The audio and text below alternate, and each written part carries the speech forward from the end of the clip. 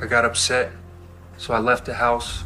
I just realized that I killed a woman that I love. I realize now that she probably wasn't trying to kill me. The sound of Megan Brown's frantic voice on the other end of the line shook the 911 operator to the core. 911 was the sure emergency. Ma'am, it's gonna be okay. Okay, what is your name? Megan Brown. What is it? What is your first name? Brown, like the color. Okay, Megan, I'm not finding it. That's his husband? Is it? Megan, you gotta focus with me, man. Is it? Hold on a second. Okay, tell me exactly what happened. We just moved here. Tell me exactly what happened, Megan. My son's dad, I just came home, and my son's dad put a knife to my throat, and he cut my hand, and I'm like bleeding everywhere, and my son's freaking out. I really don't want to do this in front of him, but he's just put a knife to his throat. Where is he at? He took off. Okay, when did it occur? We did this in my son's room. My son woke up. Okay. Ma'am, he cut your hand with a knife? Yes. All right. Bleeding everywhere. Okay, that's the father of your son? Yes. Okay, ma'am, it's gonna be okay. I'm sorry, man. Baby, what do you mean?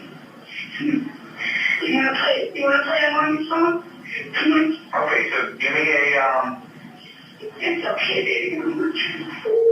I'm sorry.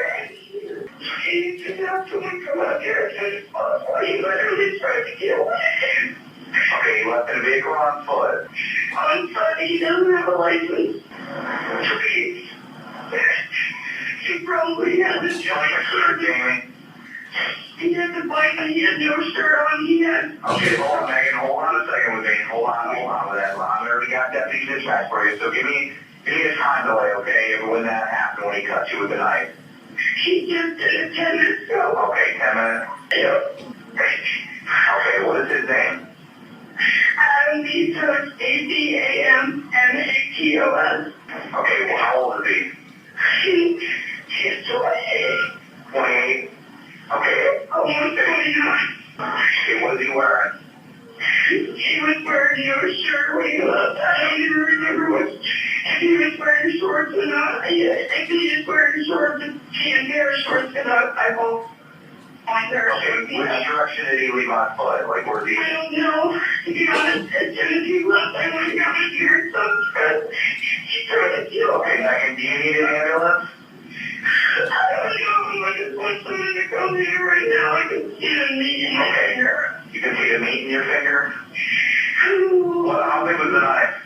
It was like a steak knife. Okay, did he still have it on him? Megan, oh, you need to calm down, man. Did he still have the knife on him? No, it's in my son's room right now. I'm trying to get him out of there, but I don't want to touch it. Okay, Megan, I need you to answer whether you want me to get an ambulance for you, okay? I can't leave my son. Okay, it's okay, but do you want an ambulance to respond with the deputies, ma'am, to check out your hand? Yes. Okay, that's fine, that's fine. I can't even look at it. It's so cold blood. Okay. Oh, I'm so sorry. Okay, and it's on your hand? Yes, my thumb, my left hand, on my thumb. I'm bringing the knife in my kitchen. Okay. Now, do you know if he has any other weapons on him? I have no idea. Okay. Is he on drugs or alcohol? Alcohol. Okay. Is he saying he and heavy? He's like 16. He's medium built. Okay. But compared to people here, I'm not saying he's medium. Okay. Think he'll be violent with law enforcement officers? I'm sorry, what'd you say? It's okay, ma'am. Do you think he'll be violent with law enforcement officers? Violent? Yes, ma'am. I have no idea. This is the first time you've ever actually told me. I'm so sorry. It's okay, Megan. Don't apologize. Do not apologize. It'll be quite all right. What was going on? You guys had to come here. Okay. You guys had some kind of argument, or what was going on? Ooh, we haven't been together for weeks now because he doesn't do anything. And I went out with my friends and I came home at like 5 in the morning and he got all pissed off and he was drinking. And he just put a knife right to my throat. I thought he was going to kill me. Okay. Is he known to carry weapons? Because I went out. Okay. Oh, man, my finger. Oh, man. Okay, man, I'm gonna ask you some questions, okay? How old are you? I'm 27. 47. My birthday. I just turned 27. Hello? Hello? I'm still with you, Megan. Okay, oh my God. Okay, that's all I will. Sure. Okay, where are you bleeding from, man? My left thumb. I'm cleaning it off now. Your left thumb? Okay, but I don't know. I was better. I just grabbed the knife when he put it in my throat. Okay, is your bleeding normal for you? I coagulate pretty well. So it's just very swollen and I can... Okay, is your breathing normal for you, Megan? I'm sorry? Is your breathing normal for you?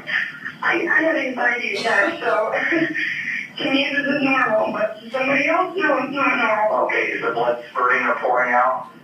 No, not anymore. I've been putting pressure on it. I'm already a target line. Oh, God, did you have a bleeding disorder around blood thinner? No, I don't know. Gotcha, okay, man, I'm sending the paramedics help you now. I'm just going to allow that exactly what to do next, okay? Okay, do not use a tourniquet, and I'm going to tell you how to stop the bleeding, okay? Listen carefully to make sure we do it right. If you haven't already, just get a clean, dry cloth or towel and place it right on the wound and press down firmly and don't lift it up. Look, okay? Is the bleeding controlled now? Yeah, I've been putting pressure on it. Okay, you have been putting pressure on it. Okay, Megan, well, help is on the way, okay? You don't have anything to eat or drink, but keep sure your cost promise to the doctor, okay? And don't remove her arm unless it's absolutely necessary. Just be still, wait for help to arrive. Now, where are you at right now, Megan? I'm in my room with my son. Okay, you're in your room. Okay, Megan, well, the deputies are almost there, okay? So, just go ahead and stay inside the house. Can you lock the door? Yeah, I'm locking my son into my room because there's actually when I moved in here, there's a lock on the outside. Okay, well, okay, well, I'm going to stand alone with you until the deputy gets there, okay? Yeah. He's looking around, he's here, but he's going up the road. What's that? I'm looking for him. Oh, the deputy, okay, yeah, he might not come directly to you. Sure, I'm waiting. It's okay, man, that's why we're here. We're here to help you, so...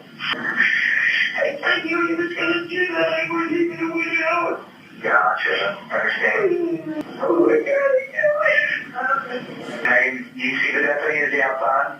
yeah, he's turning around. Okay. Hey, thank God, my son woke up. He's here, he's not going to be far right now. Okay, go ahead and answer it then, ma'am. That's the deputy, correct? Yes, he's here. Okay, I'll let you go, ma'am. Thank you very much. Thank you, bye-bye. Bye. This wasn't Megan's first call to 911, and it wouldn't be the last. In the first, made on August 28, 2014, she was in a state of utter panic, claiming that her ex-boyfriend, Adam Matos, had been acting crazy and that she was afraid he would kill her. Over the next several hours, police would respond to multiple calls from Megan, her boyfriend, Nick Leonard, and her parents, all of whom were fearful for her safety. As the hours wore on, the situation became increasingly dire. Adam had already made over 200 calls to Megan and her mother, Margaret Brown, and was becoming increasingly aggressive. Megan confided in her friend, Tanya Carlson, that she had never seen Adam act like this before and was terrified of what he might do. She was even afraid to go to work in case he took their son. The couple had a tumultuous relationship from early on. They had moved to Florida together earlier that year along with Megan's 4-year-old son. However, the relationship quickly fell apart as she started dating Nicholas, which upset Adam. The couple fought often, and adding a new man to Megan's life seemed to set Adam off. Despite multiple calls to 911, police could not prevent the horrific tragedy that was about to unfold. By the end of the day, Megan, her parents, and her boyfriend had been brutally murdered. The case would become one of the most notorious in Florida's history. In the aftermath of the killings, the police were left with a complicated crime scene to unravel.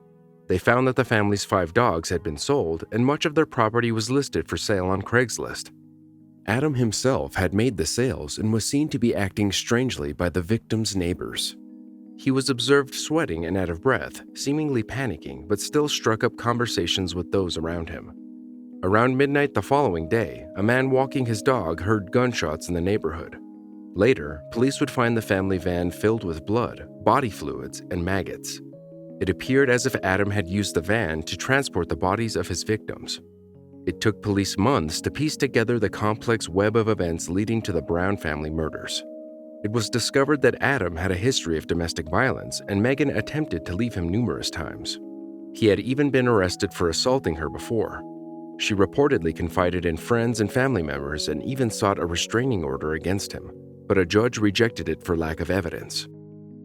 On the night of the murders, it's believed Adam shot his ex and her father at their home before he battered Megan's mother and new boyfriend to death with a hammer. All of the victims had been shot multiple times. Megan's 4-year-old son had miraculously survived the attack and was found unharmed, sitting on a couch in the living room.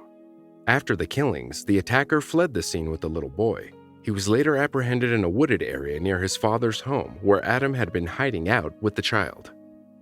Adam was arrested and charged with 4 counts of first-degree murder, as well as charges of animal cruelty for killing the family dog and kidnapping. He was taken into custody and held without bail. His trial began in 2017 and lasted for several weeks. It was closely watched by the community, domestic violence advocates, and legal experts interested in how the case would be handled. Prosecutors presented evidence that Adam had killed the victims out of jealousy and anger, as he was upset about Megan's new relationship with Nick. This was supported by forensic evidence that linked the accused to the murders, including DNA found at the crime scene. Meanwhile, the 32-year-old denied everything and refuted a police report claiming he had threatened Megan Brown with a knife on August 28th, the last day anyone had heard from her. Instead, Adam offered up his own theory of what happened, claiming a woman was stalking Megan and sending her threatening letters.